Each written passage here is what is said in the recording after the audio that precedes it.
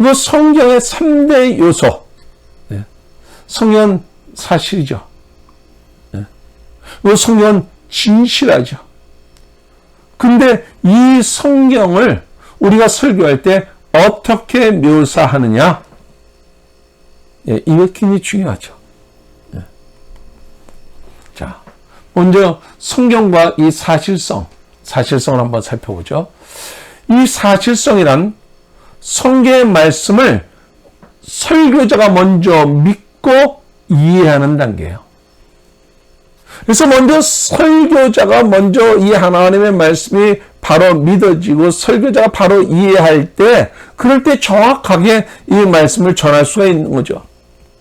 그래서 오늘 저와 여러분이 신학을 공부하는 이유가 바로 그거예요. 신학을 통해서 성경을 바로 아는 거예요. 올바로 분석하고 올바로 깨닫고 하는 거예요. 그래서 설교자의 자질 중에서 가장 중요한 것이 성경의 사실성을 바로 믿고 바로 입증할 수 있는 그 실력을 갖춰줘야 되는 거예요. 그래서 먼저 우리가 객관적으로 관찰하는 단계가 있어요. 관찰하는 거예요. 그러니까 설교를 하기 전에 성경을 깊이 관찰하는 거죠. 그래서 성경의 사실은 객관적이에요. 그러니까 주관적으로 전해서는 안 돼요. 가장 중요한 것은 객관성. 모든 사람들이 객관적으로 이해할 수 있는, 그래서 성경에서 이 관찰을 통해서 이 객관성, 그리고 객관은 이 깊은 관찰을 통해서 우리가 발견할 수 있게 되는 것이고요. 그리고 이 객관은 바로 이성을 필요해요. 이성적인 지식. 그러니까 너무 감성적에 치우치지 않아야 돼요. 처음에 가장 중요한 것은 바로 이성적인 그런 판단을 가지고 우리가, 물론 이제 이성적인 판단을 하다 보면 좀 차가워요. 차가워요. 감성은 어때요? 감성은 좀 뜨거움이 있어요. 그러니까 신학적으로 좀 이제 약한 사람들의 설교의 특징은 이 뜨거움이 있어요. 기도원의 설교는 이 뜨거움이 있어요. 근데 신학자들의 설교는 굉장히 이성적이다 보니까 차가워요. 그래서 오늘 저와 여러분은 이 조화를 잘 이루어야 된다는 거예요. 이 조화가 잘 이루어져야 돼요. 그래서 제가 이렇게 표현하면 좀 죄송한데, 옛날에 보니까 제가 학생 시절에 그때 부흥회가 참 많았어요. 근데 보면 어떤 부흥 강사는 와서 막 설교하는데 사람들을 울리기도 하고 웃기기도 하고 막 사람들이 깔깔거리면서 막 그런데, 근데 보면은 그 당시 제 소견으로는 좀 저분이 성경의 깊이는 없어 보였어요. 근데 참 표현을 재밌게 잘 하시고요. 그다음에 사람들이 막 회중들이 바로 거기서 공감하고 막 회개의 눈물을 흘리고 막 그냥 뜨겁게 기도하고 그런 모습을 봤어요. 근데 그 당시 저는 굉장히 이성적으로 예수를 믿으려고 했을 때였어요. 그래서 그런 스타일이 전 그게 좋지 않았어요.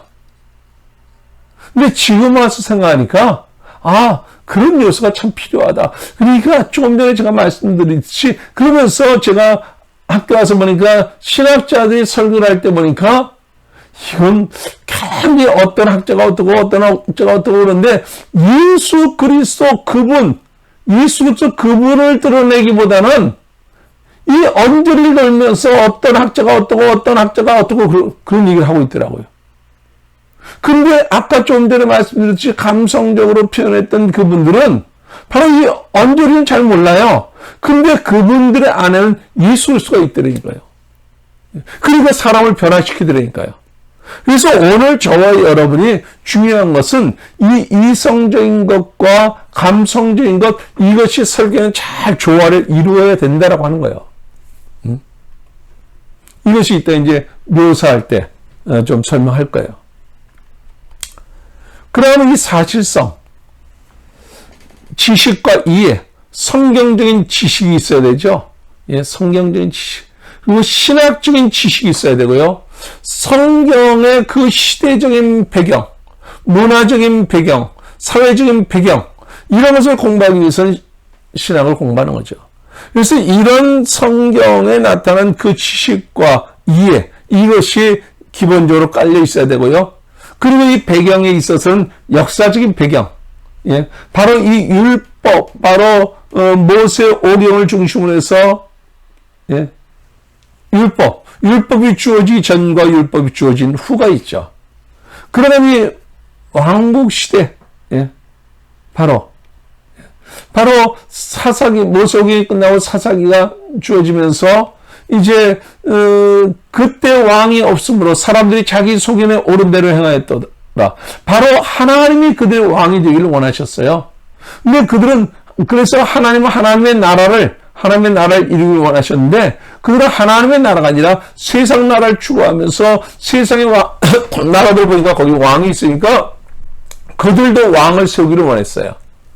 그래서 그들이 세운 첫 번째 일대 왕이 누구였어요? 사울 왕을 세우게 되죠. 예. 근데 그는 하나님 앞에 범죄함으로, 예, 하나님이 원하시는 그런 왕의 모습이 아니었어요. 그래서 하나님은 2대 왕으로 다윗에게 기름 붓도록 하시죠. 예. 그리고 하나님은 다윗을 대리 통치자로 세워서 하나님 나라를 이루어가요. 예. 그리고 3대 왕이 누구예요? 솔로몬이에요. 솔로몬 때 두 나라로 갈라지게 되죠. 북쪽엔 이스라엘, 남쪽에는 남유다. 이 두 나라로 갈라지게 돼요. 근데 이스라엘이 끊임없이 하나님 앞에 범죄함으로 인해서 이스라엘은 아수르에 의해서 멸망당하고, 남유다, 아수르에 의해서 멸망당하는 모습을 보았음에도 불구하고 하나님 앞에 범죄함으로 결국은 유다도 많은 선자를 통해서 하나님께서 말씀하심에도 불구하고 그들이 하나님 앞에 범죄함으로 결국 바벨론의 포로 잡혀가게 되죠. 그래서 바벨론 포로 잡혀가기 전과 후로 나눌 수가 있어요.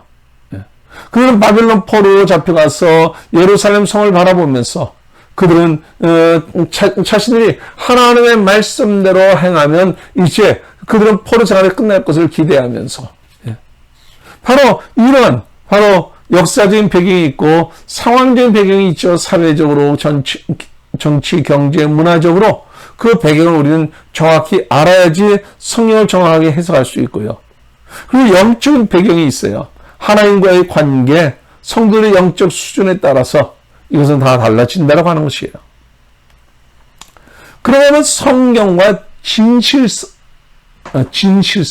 진실성이요. 네. 자, 진실성. 네. 바로 진실성이란 성경을 설교하고자 믿고 전파하는 거예요. 그러니까 바로 성경 하나님 말씀을 그들은 믿고 전하는 것이죠. 그래서 설교자의 영성은 어디서 나오는 거예요? 하나님의 말씀을 진실하다고 믿고 그대로 자신의 삶 속에서 그대로 살아가는 거예요. 쉽지 않죠, 근데. 그러니까 설교를 할 때 여러 청중들이 앉아있을 때 가장 힘든 청중이 누구냐면 사모예요. 사모. 예를 들어서 제가 설교를 막 가정에 대해서 설교를 할 때 제가 딱 앉아서 속으로 지나 잘하지. 그렇게 한다면 여러분들 그 설교를 힘들어서 어떻게 하겠어요. 그래서 이 삶을 통해서 몸을 보인다는 거 쉽지 않아요. 성도들은 잘 모르죠, 제 삶을. 근데 저희처럼 제 삶을 그대로 알고 있단 말이에요. 제 단점도 그대로 알고 있단 말이에요. 그러니까 예수님이 공생을 같이 보냈던 제자들이 예수님을 하나님의 아들로 믿었다는 것은요, 예수님의 삶의 모습이 그들의 귀감이 됐다는 거예요. 그래서 오늘 우리는 끊임없이 이 노력이 필요하죠. 이 영성은 거기서 나오는 거예요. 하나님의 말씀대로 살아가는 것. 그러니까 오늘 저와 여러분이 강단에서 하는 이 설교와 내 삶의 모습이 다르면은 성도는 은혜 받지 못해요. 어느 사모님이, 어느 목사님이 설교를 딱 마치고 내려왔더니 저녁 때가 되니까 그 사모님이 이부자리를 가지고 사택에다 까는 게 아니라 이부자리를 가지고 와서 강단 위에다가 설교 강단 위에다 이부자리를 깔더래요. 그래서 당신 왜 그러냐고 그랬더니 난 이 설교단 위에 있는 사람이라 살고 싶다라고 얘기를 하더래요. 그래도 저는 아직까지 저희 처가 그런 행동을 한 적이 한 번도 없었다는 사실. 자, 주관성. 아까 객관성을 얘기했었죠. 예. 진실성은 주관적이에요. 주관은 이 감동적인 설득이 필요한 거예요. 그래서 아까 제가 여러분들에게 이 이성과 감성에 대해서 얘기했죠. 주관은 감성을 필요로 해요. 이것이 같이 조화를 잘 이루어야 돼요, 설교는. 예. 그리고 이 주관성이다 보니까 설교자 중심이에요. 예. 그래서 진실성은 설교자의 말로 증명되어지는 거예요. 진실성은 설교자의 삶으로 증명되어지는 거예요. 그러니까 이것은 주관적이에요. 그리고 설교자의 확신으로 증명되어지는 거예요. 얼마나 분명한 확신을 가지고 있느냐. 예. 그러니까 세상의 사람들은 얼마 가지 않아서 고장날 것도 확신을 가지고 이 물건은 고장나지 않는다고 하면서까지 그들은 전하는데 우리는 하나님의 진리의 말씀을 이 예수 그리스도를 믿기만 하면 구원받을 수 있다는 이 진리의 말씀을 저들의 확신을 가지고 전하지 못하는 경우들이 얼마나 많은지 몰라요. 내 안에 그 확신이 먼저 있어져야 돼요. 그럴 때 그 말씀을 확신을 가지고 전할 수 있다는 거예요. 그리고 믿음과 확신, 설교자의 믿음만큼 설교할 수 있어요. 믿음만큼. 설교자의 확신만큼 담대함을 가지고 전할 수 있어요. 예. 이 설교자의 믿음만큼 성도들이 변화되어져요. 예. 그래서 이 설득력, 지, 정, 의 이것이 같이 지적인 요소, 정, 의 이것이 같이 잘 조화를 이루어야죠. 그래서 이성적인 판단, 지성 그리고 감성적인 이것에서 영성이 나오는 거예요. 그리고 이것을 들은 말씀 가지고 이제 결단해야죠. 행동으로 옮겨져야죠. 예. 예. 그러니까 머리로 믿었던 지적인 거, 머리로 믿은 것이 이 머리로 믿고 가슴이 뜨거워져야죠. 이 가슴이 뜨거워져서 이제 행동으로 나타나야 되는 거예요. 그래서 이 지정의, 이 조화를 잘 이루어야 된다고 하는 것이에요. 그렇다면 이것을 이제 어떻게 우리가 묘사할 것인가? 예?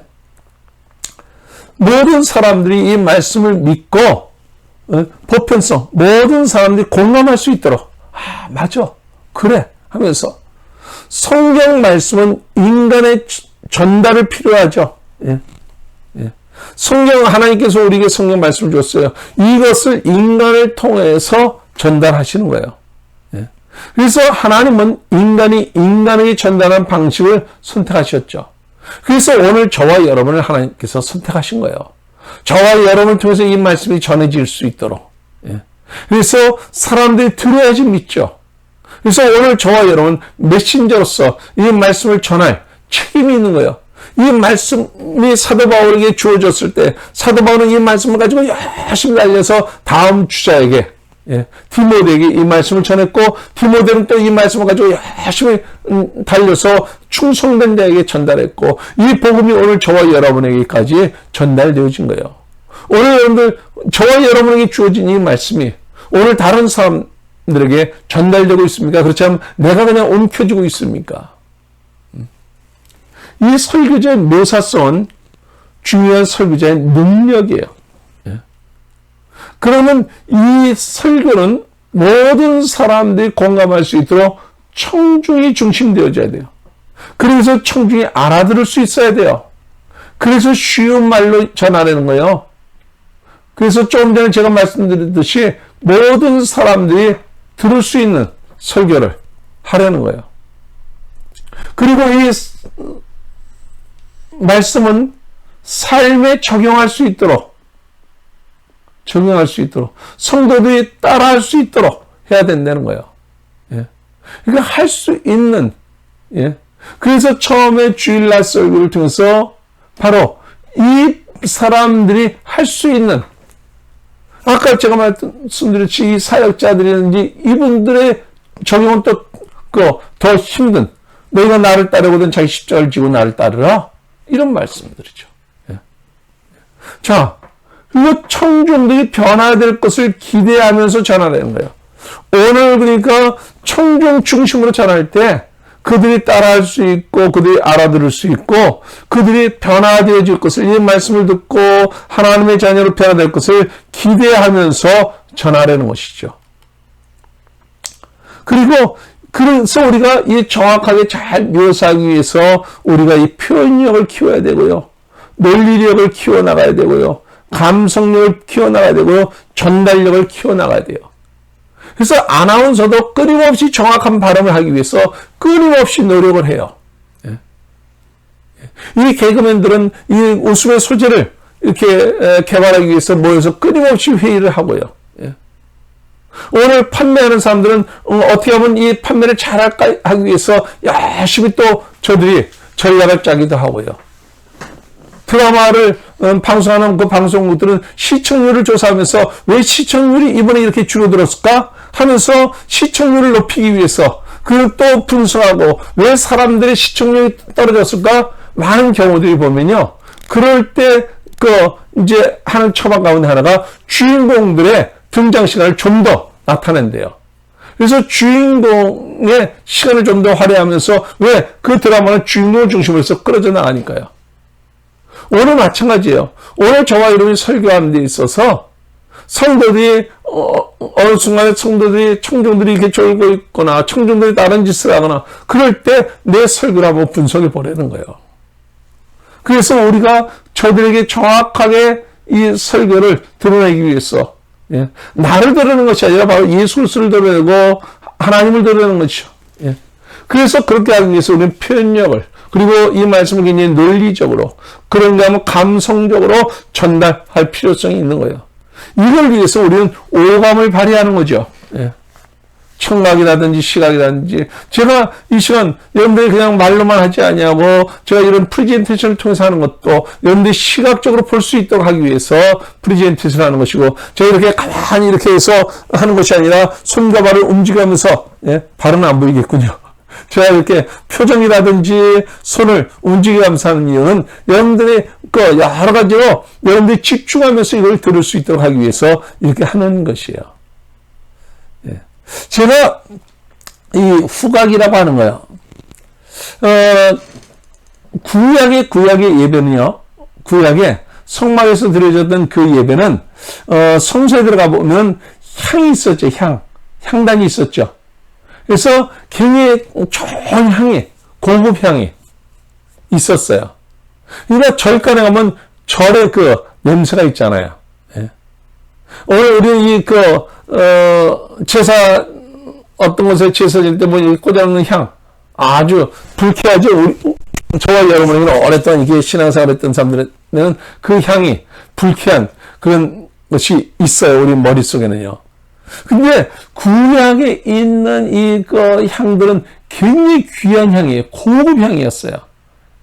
그래서 제가 이제 구약에서 신약으로 오면서 이 예배 속에서 이 향을 좀 가지고 왔으면 좋을 뻔했다. 이 후각을 가지고 왔으면 좋을 뻔했다. 그래서 교회 안에 딱 들어오면 교회의 어떤 후각을 통해서 그 향이 있었으면 좋았을 텐데 하는 그런 생각을 가끔 해봐요.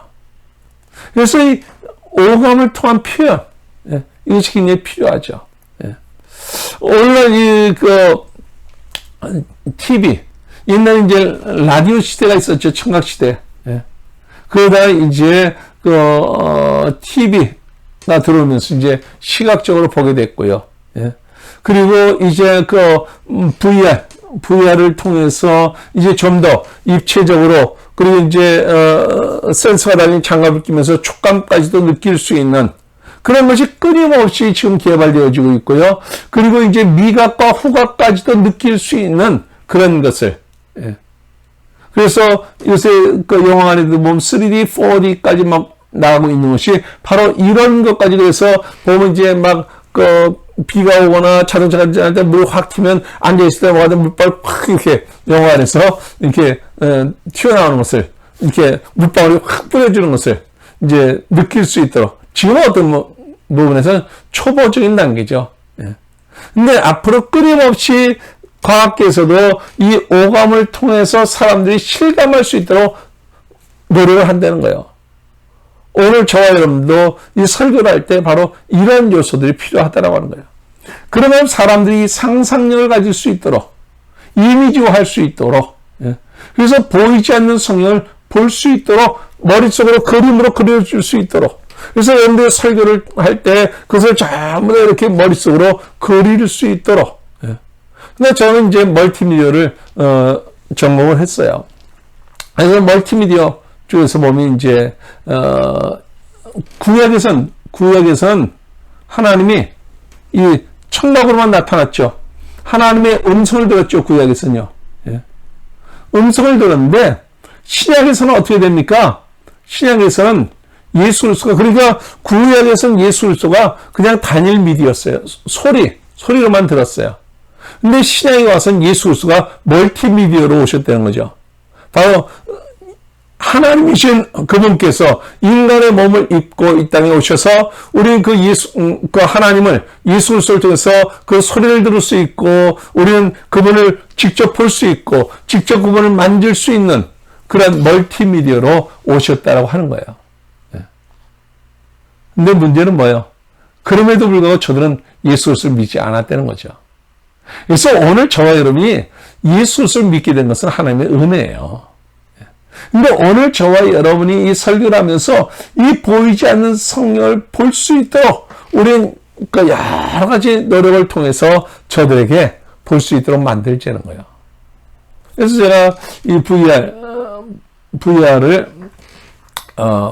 가지고 이제 여름성경학교 같은데 제가 이제 아이들에게 한 번쯤은 VR을 가지고 지금 몸 VR을 가지고 보면 이 성막 실제로 VR을 쓰고 거닐 수가 있죠. 예, 프로그램이 많이 나와 있어요. 보면 그래서 성막 안으로 들어가고, 그 성막 안에 들어가기 전에 거기에 물두멍이 있고, 그 전에는 이제 번제단이 있고, 그래서 번제단에서 제사장이 인간의 죄를 대신해서 짐승이 이제 죽임을 당하고 각을 뜨고, 그 물두멍에서 손가발을 닦고 그 성소 안으로 들어가서 성소 안에 분향단이 있고 떡상이 있고 하는 그런 것을 볼 수 있고요. 그리고 휘장을 지나서 거기 지성소 안으로 우리가 들어갈 수 있는 그런 것을 통해서 법궤의 모습을 볼 수 있고요. 그러면서 이렇게 사방을 둘러보면요, 그 모습 그대로 우리가 VR을 쓰고 성막 안에 이렇게 거닐 수 있단 말이에요. 그래서 제가 혼자 생각하는 것이 그거예요. 바로 이 VR, 처음 예수 그리스도를 믿고 어떤 사람이 교회에 딱 나오면, 이제 VR을 다 쓰더라고, 손에는 이제 촉감을 느낄 수 있는 센서가 달린 장갑을 끼도록 하고, 이제 에덴 동산을 거닐도록 하죠.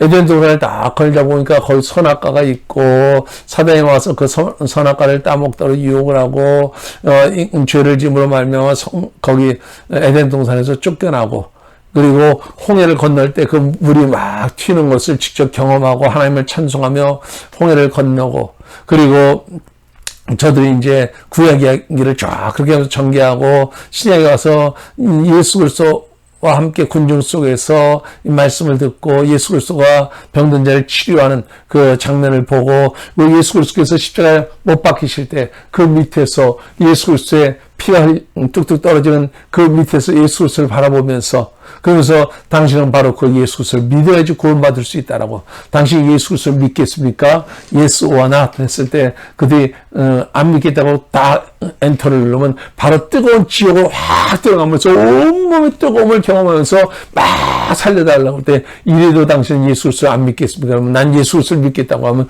그 영원한 천국을 쫙 경험할 수 있는 그 VR을 통해서 딱 경험하면 얼마나 쉬울까, 그런 생각을 해봐요.